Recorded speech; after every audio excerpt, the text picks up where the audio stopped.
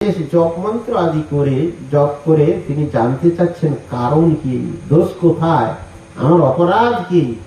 এখন সাক্ষাৎ স্বপ্নচ্ছলে দেবী মা সরস্বতী এসে তাকে বলছেন, কৃপাদৃষ্টে ভাগ্যবন্ত ব্রাহ্মণের প্রতি কহিতে লাগিলা অতি গোপ্য সরস্বতী।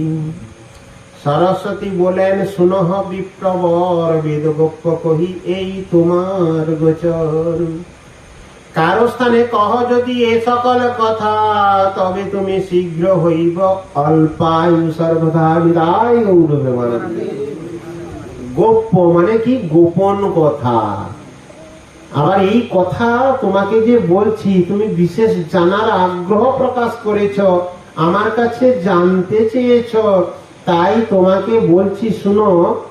এই গোপন কথা আবার তুমি কারো কাছে প্রকাশ করবে না। যদি তুমি প্রকাশ করো তাহলে তুমি অল্পায়ু হয়ে যাবে, বেশি দিন আর বাঁচবে না। কি বলছেন, যার ঠাই তোমার হইল পরাজয়, অনন্ত ব্রহ্মাণ্ড নাথ সেই সুনিশ্চয়। আমি যার পাদ পদ্মে নিরন্তর দাসী, সন্মুখ হইতে আপনারে লজ্জাবাসী। বিলজ্জ মানয় যস্য সাতুম আক্ষেপহিও মা, বিমোহিতা বিকথন্তি মমাহম ইতি দুর্দ্রিয়াঃ। আমি যে বলিয়ে বিপ্র তোমার জিহায়, তাহার সম্মুখে শক্তি নাই সে আমায়। বলছে খুব গোপন কথা শুনো, তুমি যার কাছে পরাজয় হয়েছ তিনি হচ্ছেন অনন্ত বৈকুণ্ঠের নাথ, সাক্ষাৎ ঈশ্বর। আমি যার পাদ পদ্মের নিরন্তর একটি দাসী সদৃশা, যার সম্মুখে হতে আমি লজ্জা পাই, তার সামনে আমি যে তোমার জিহায় সবসময় স্ফূর্তি প্রাপ্ত হই, তো আমি সেখানে কিভাবে জিহায়তে এসে তার কাছে আমি করব, শক্তি প্রদর্শন করব। আমার কি দায় শেষ দেব ভগবান, সহস্র বদনে বেদ যে করে ব্যাখ্যান। অজভব আদি যার উপাসনা করি, হেন শেষ মোর নহে যাহার গোচরি। আমি তো ছাড়, যিনি অনন্ত মুখে ভগবানের অনন্ত কাল, তার লীলা কথা বর্ণন করছেন কে? অনন্ত মুখে অনন্ত কাল ভগবত লীলা কে বর্ণিত করছেন, কে বর্ণনা করেন? অনন্ত দেব, প্রকাশ তত্ত্ব। সেই অনন্ত দেব তার সম্মুখে যেতে ভয় পায়। আমি তো একটা দাসী, কিন্তু সেই যিনি অনন্ত দেব, যিনার সহস্র বদনে সব সময় অহোরাহ হরি কথা কীর্তন করছেন, তিনি যেতে ভয় পান। অজ ভব আদি দেবাদিদেব মহাবেদ পিতামহ ব্রহ্মাদি যারা তার কাছে যেতে ভয় পায়। পরব্রহ্ম নিত্য শুদ্ধ অখণ্ড অব্যয়, পরিপূর্ণ হই বৈশে সবার হৃদয়। কর্ম বিদ্যা শুভ অশুভাদি যত দৃশ্য তোমারে বা কহিবা গত সকল প্রলয় হয়। শুনো যাহা হইতে সেই প্রভু বিপ্র রূপে দেখিলা সাক্ষাতে। অব্রহ্মাদি যত দেখো সুখ দুঃখ পায়, সকল জানিহ বিপ্র ইহান আজ্ঞায়।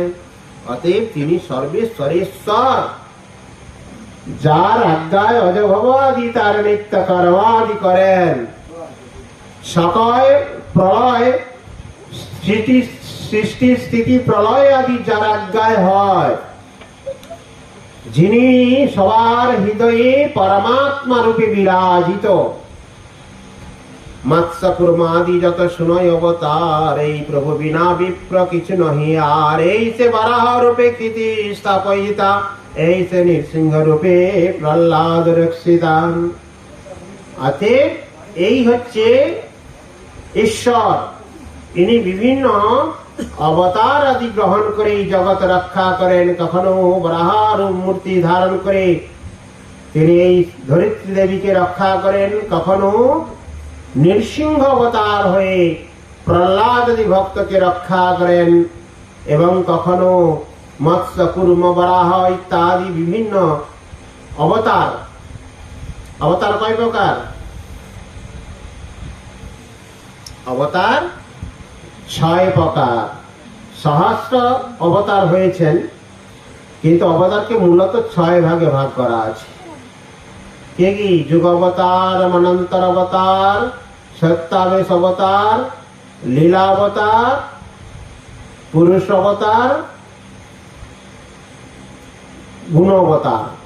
এইভাবে 6টি অবতারের বিভাগ। তা থেকে আবার অনেক আছে ভাগ। এই যে বামন রূপে বলির জীবন, যার পাদ পদ্মে হইলে গঙ্গার জনম, যার পাদ পদ্ম হইতে কে আবির্ভূতা? গঙ্গা ত্রিপথগামিনী ভগীরথী ভগবতী জাহ্নবী ত্রিদশেশ্বরী, ত্রিদশের ঈশ্বরী বিষ্ণু পাদ উদ্ভূতা। বিষ্ণু পাদ পদ্ম থেকে যার কি আবির্ভূত। এই যে হইলা অবতীর্ণ অযোধ্যায়, বলিলা বধিলা রাবণ দুষ্ট অশেষ লীলায়, ওহানে সে বসুদেব নন্দ পুত্র বলি এবে বিপ্রপুত্র বিদ্যার অসে কুতূহলী। বলছেন এই ত্রেতা যুগে রাবণ বধ করেছিলেন রামচন্দ্র রূপে আবির্ভূত হয়ে। ইনি দাপর যুগে কৃষ্ণ রূপে আবির্ভূত হয়েছেন। আর বর্তমান বিপ্রপুত্র রূপে আবির্ভূত হয়ে বিদ্যা রসে যিনি কুতূহলী, বা বিদ্যা রসে যিনি আনন্দ বর্ধন করছেন, বিদ্যার বিলাসে যিনি লীলা বিলাস করছেন। বেদেও কি জানেন ওহান অবতার, জানাইলে জানয়ে অন্যথা শক্তিকার। তিনি যদি জানান তবে তিনাকে জানতে পারবেন। বেদেও কে জানেন উহান অবতার। বেদ, উপনিষদ, পুরাণ, মহাপুরাণ আদি ব্যাখ্যা অনেক রয়েছে, কিন্তু তিনি যদি জানান, তিনি অবতার কথা বা লীলা কথা তবে জানতে পারেন। যত কিছু মন্ত্র তুমি জপিলে আমার, দিগ্বিজয়ী পদ ফল না হয় তাহার। মন্ত্রে যে ফল তাহা এবে সে পাইলা, অনন্ত ব্রহ্মাণ্ড নাথ সাক্ষাতে দেখিলাম। তাই গৌর ব্রহ্মানন্দে বলছে, তুমি আমার যে মন্ত্র জপ করে আমার কাছে যে দিগ্বিজয়ী পাওয়ার জন্য যে বর পেয়েছ, সেটা তোমার মন্ত্র আরাধনার সঠিক ফল নয়। তোমার সঠিক ফল বর্তমান পেলে, কারণ আমার ঈশ্বর বৈকুণ্ঠনাথ ভগবান গৌর হরির সে পাদ পদ্ম দর্শন করতে পেলে।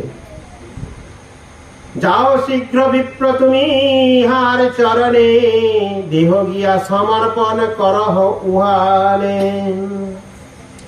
স্বপ্নে হেন না মানিও এসব বচন, মন্ত্র বসে কহিলাম বেদ সঙ্গোপন।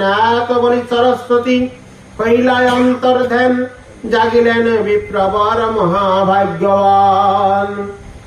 বলছে এক্ষুনি তোমার করণীয় হচ্ছে কি না, সেই অনন্ত বৈকুণ্ঠের ঈশ্বর শ্রী গৌর হরি, তার শ্রী চরণ কমলে গিয়ে তুমি নিজেকে সমর্পিত হও।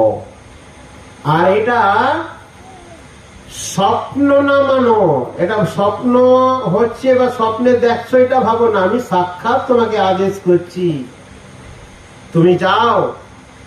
এবং এই বলে দেবী সরস্বতী অন্তর্ধান করলেন। এত বলি সরস্বতী হইলা অন্তর্ধান। আর এদিকে মহাভাগ্যবান কেন বলছেন? এতক্ষণ দিগ্বিজয়কে ভাগ্যবান বলেছিল। তিনি যখন ভগবানের সাক্ষাৎ পেলেন, ভগবানের কাছে পরাভূত হলেন, তখন তিনি দ্বিধাগ্রস্ত হয়ে যখন দেবীর কাছে সম্পূর্ণ সত্য জানার জন্য তার জপাদি করেছিলেন, এবং দেবী সরস্বতী তার কনিষ্ঠ সেবক সূত্রে তাকে সমস্ত কথা জানালেন। তখনই আদেশও করলেন যে যাও, পরম পুরুষ পরমেশ্বর ভগবান শ্রীকৃষ্ণ গৌর হরি, তার যেহেতু দর্শন পেয়েছ, তার কাছে তুমি সমর্পিত হও। জাগিয়া এই মাত্র বিপ্রবর সেইখানে চলিলেন অতি উষা কালে প্রভু স্থানে। তিনি জেগেই আর কাল বিলম্ব না করি উষাকালে তিনি কি করলেন, মহাপ্রভুর সন্নিকটে গেলেন। প্রভুর আসিয়া বিপ্র দণ্ডবত হইলা, প্রভু বিপ্রের কোলে করিয়া তুলিলা। মহাপ্রভু তিনি তো সর্বান্তর্যামী, তিনি তো পূর্বেই বুঝতে পেরেছেন। উষাকালে যখন মহাপ্রভুর কাছে এলেন, মহাপ্রভুর শ্রীচরণ কমলে দণ্ডবত প্রণাম করলেন। তখন মহাপ্রভু তাকে সঙ্গে সঙ্গে তুলে কোলে নিলেন। প্রভু বলে, কেন ভাই একই ব্যবহার? বিপ্র বলে, কৃপা দৃষ্টি যে হেন তোমার। প্রভু বলে, দেখি বিজয়ী হইয়া আপনে, তবে তুমি আমাকে মত করো কেনে? কি সুন্দর কথা! দেখুন, মহাপ্রভু বলছেন যে তুমি তো সাক্ষাৎ দিগ্বিজয়ী, তুমি দিগ্বিজয়ী পণ্ডিত হয়ে এইরকম আচরণ করছো কেন? মানে আমার মতো একটি শিশুর কাছে তুমি দণ্ডবত প্রণাম আদি করে কেন করছো? তখন দিগ্বিজয়ী বলছে, তুমি যেমন আমাকে করাচ্ছ আমি তেমনি করছি। দিগ্বিজয়ী বলেন, শুনহ বিপ্ররাজ, তোমা ভজিলেই সিদ্ধ হয় সর্বকাল। মানে ঈশ্বর আরাধনার দ্বারাই যে সর্বশ্রেষ্ঠত্ব, সেই কথাটা পুনরায় দিগ্বিজয়ী পণ্ডিত বললেন যে তোমার আরাধনা করলেই আমার সর্বসিদ্ধি হবে। কলিযুগে বিপ্ররূপে তুমি নারায়ণ, তোমার চিনিতে শক্তি ধরে কোন জান। তথা তখনই মোর চিত্তে জন্মিল সংশয়, তুমি জিজ্ঞাসিলে মোর বাক্য না স্ফুরয়। দিগ্বিজয় পণ্ডিত কি বলছেন, যে কলিযুগে তুমি সাক্ষাৎ নারায়ণ, তোমাকে চিনার শক্তি কার আছে? বাস্তবিক তিনি না চিনালে তারে কে চিনিতে পারে? আমরা শাস্ত্রও ঠিক তদ্রূপ। অনেকে গ্রন্থ অধ্যয়ন করেন, কিন্তু গ্রন্থের সার মর্মতা। তাই তো চৈতন্য ভাগবতে কি বলেছেন, ভাগবত পড় গিয়া বৈষ্ণবের স্থানে, একান্ত আশ্রয় কর চৈতন্য চরণে। চৈতন্য ভক্তগণের নিত্য কর সঙ্গ, তবে তো বুঝিবে তুমি সিদ্ধান্ত তরঙ্গ। ভগবত তত্ত্ব সিদ্ধান্ত এত সহজ বস্তু নয়। শুধু শাস্ত্র অধ্যয়ন করলে, দুটো শ্লোক মুখস্থ করে অনেক জায়গায় অনেক সরাগ বক্তা হওয়া যায়, কিন্তু নিরাগ বক্তা হওয়া সম্ভব নয়। ভগবত তত্ত্ব কথা, নিগূঢ় তত্ত্ব কথা হৃদয়ে প্রবেশ তখনই করবে, ভগবান যেমন চিন্ময় কল্পতরু। ভগবানের কাছে যে যা চায় সে ঠিক তাই পায়। যে যথা মং প্রপদ্যন্তে তং তথৈব ভজাম্যহম, মম বর্তন্তে মনুষ্য পার্থ সর্বস্ব। শ্রীমদ্ ভাগবত গীতায় বলেছেন, যে আমাকে যে রূপ ভাবে ভজন করে আমি তার কাছে ঠিক সেরূপ ভাবে প্রকাশ হই। অতএব কল্পতরু তিনি, আর শাস্ত্র কল্পতরু। আপনি গ্রন্থ অধ্যয়ন করলে, যদি গ্রন্থের শরণাগত হয়ে গ্রন্থ অধ্যয়ন ভক্ত কিংবা গুরু বৈষ্ণবের আনুগত্য না লাভ করেন, তার কৃপা কটাক্ষ আপনার প্রতি বর্ষিত না হয়, তাহলে নিগূঢ় তত্ত্ব কথা আপনি অন্বেষণ করতে পারবেন না কিংবা আস্বাদন করতে পারবেন না। তাই বলছেন কলিযুগের বিপ্ররূপে তুমি নারায়ণ, তোমারে চিনিতে শক্তি ধরে কোন জন। তিনি বলছেন তোমাকে চিনার ক্ষমতা কার? আমার মনে তখনই সংশয় হয়েছিল যখন আমি গঙ্গার মহাত্মা বর্ণন করেছিলাম। আপনি যখন আমাকে জিজ্ঞাসা করছিলেন তখন আমার বাক্য রুদ্ধ হয়েছিল। তখনই আমি বুঝতে পেরেছিলাম যে কি এমন শক্তি রয়েছে যার শক্তির কাছে আমার জিহায় সাক্ষাৎ সরস্বতী বিরাজিত হয়েও, দেবী বিরাজিত হয়েও, বিরাজিতা তিনি, তথাপি আমার বাক্য স্ফুরছে না।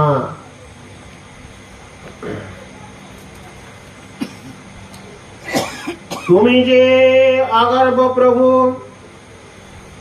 সর্বে বেদে কহে, তাহা সত্য দেখিলু, অন্যথা কভু নহে।